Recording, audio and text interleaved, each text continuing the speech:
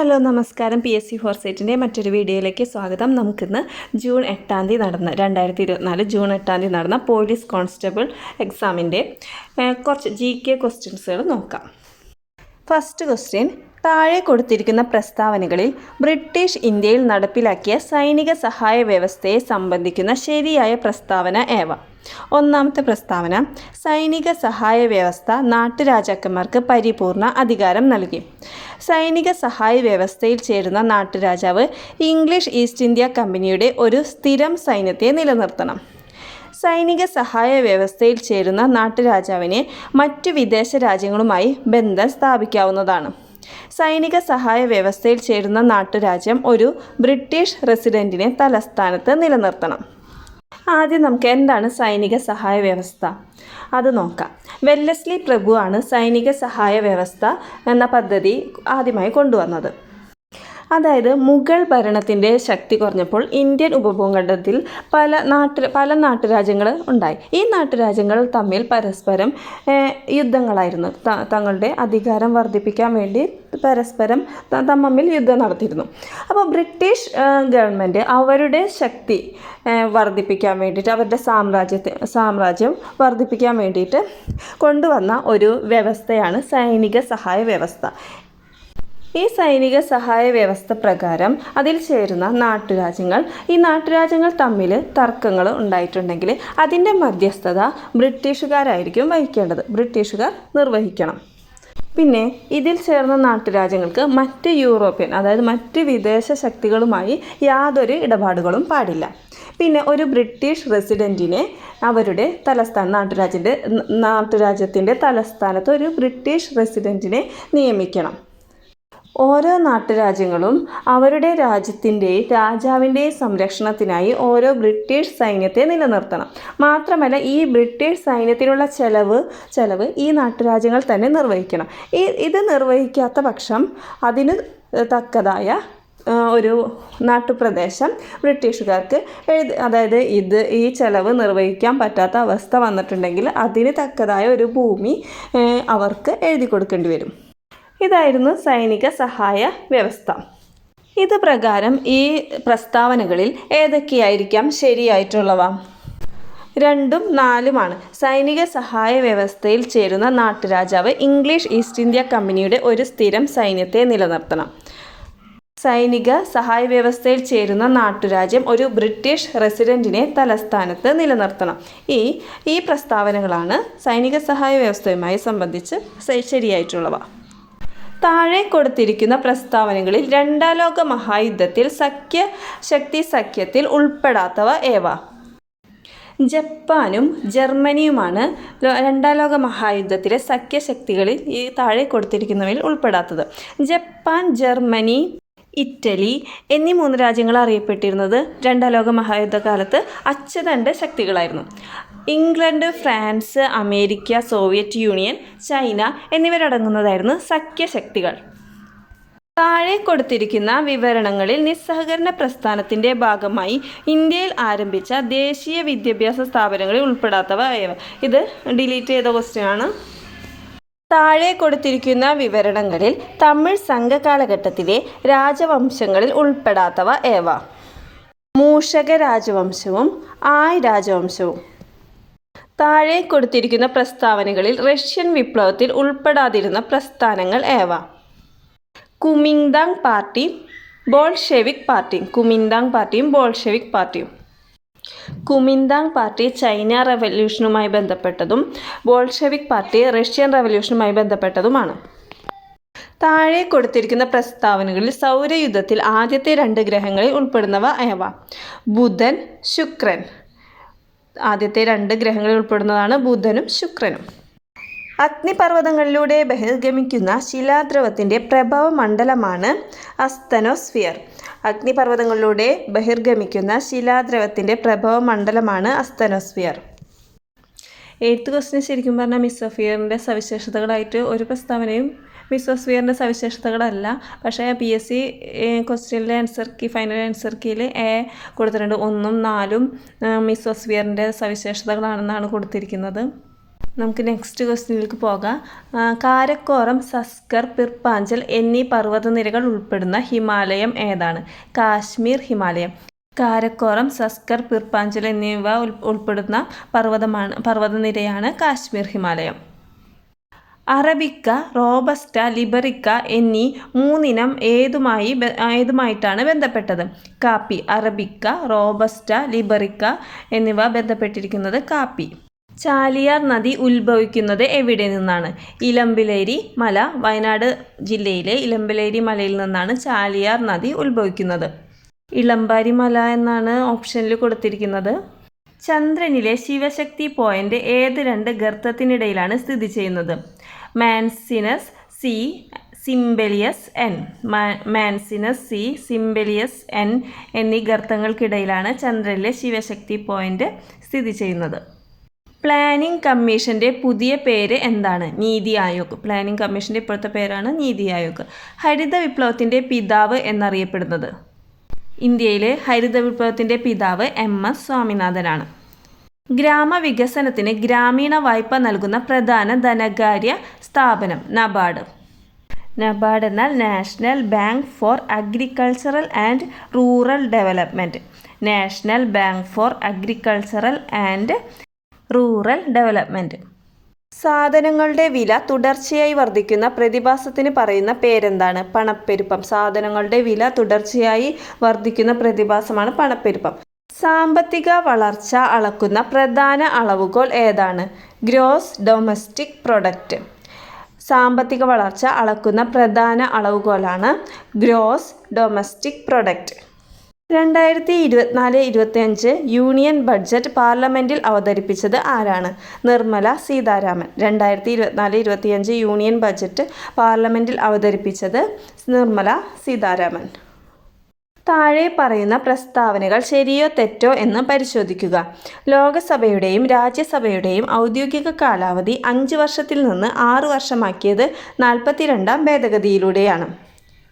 42ാം ഭരണഘടനാ ഭേദഗതിയിലൂടെ എന്താണ് മാറ്റം വരുത്തിയത്?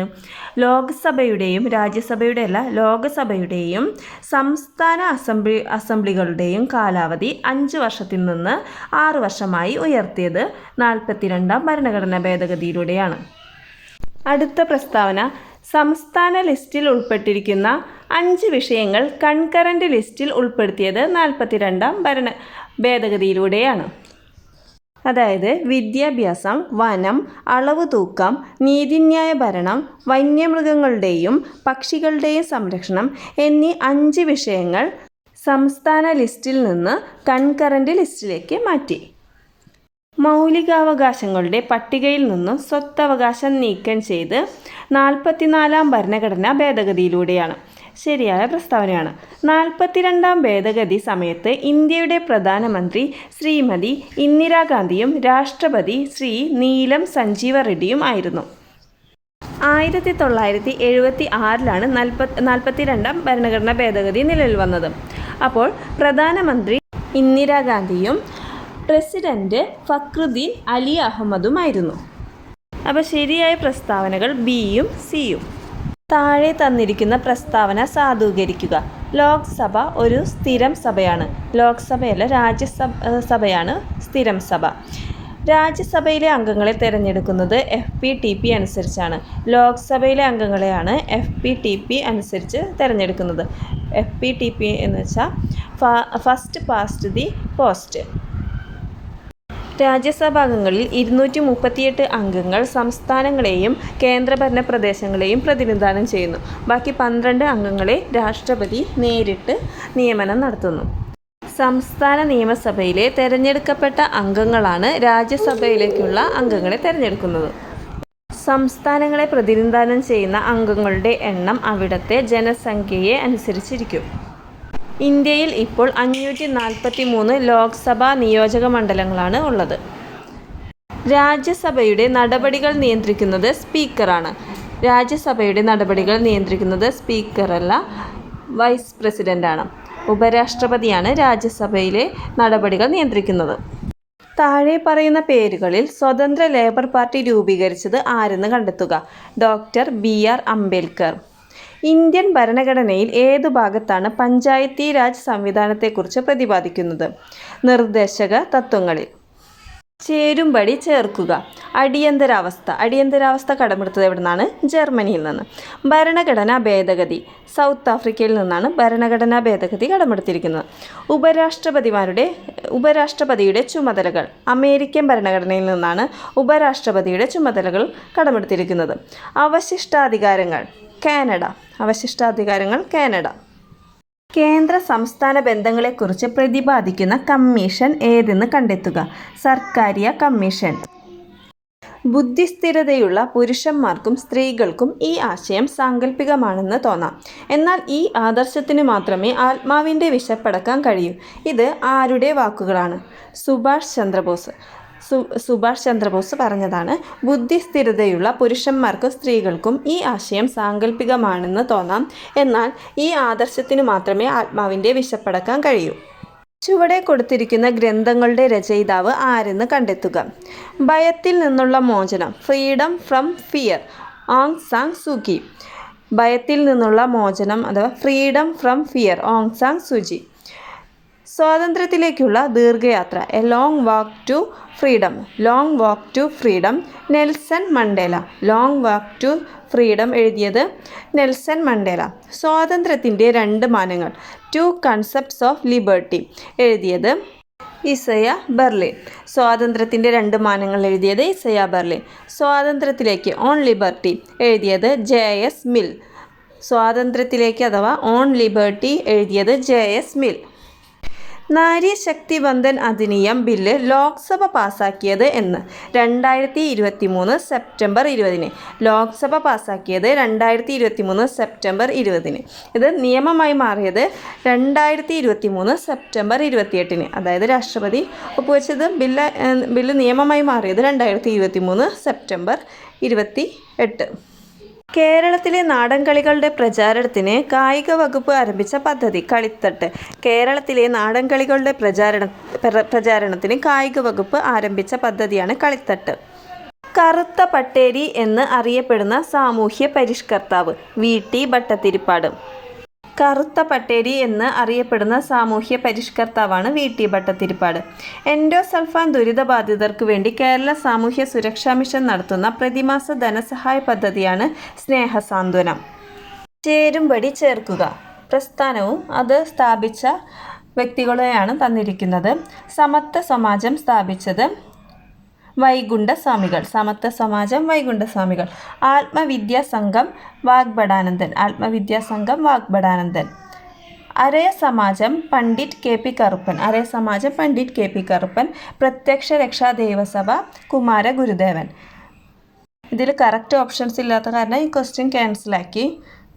ജീവകം B12, ജീവകം B9 എന്നിവയുടെ അഭാവം മൂലം മനുഷ്യ ശരീരത്തിൽ എണ്ണത്തിൽ കുറവും എന്നാൽ വളരെ വലിപ്പം കൂടിയതുമായ ചുവന്ന രക്താണുക്കൾ രൂപപ്പെടുന്ന വിളർച്ചയുടെ ഒരു അവസ്ഥ ഉണ്ടാകുന്നു. ഈ രോഗാവസ്ഥയുടെ നാമം എന്ത്?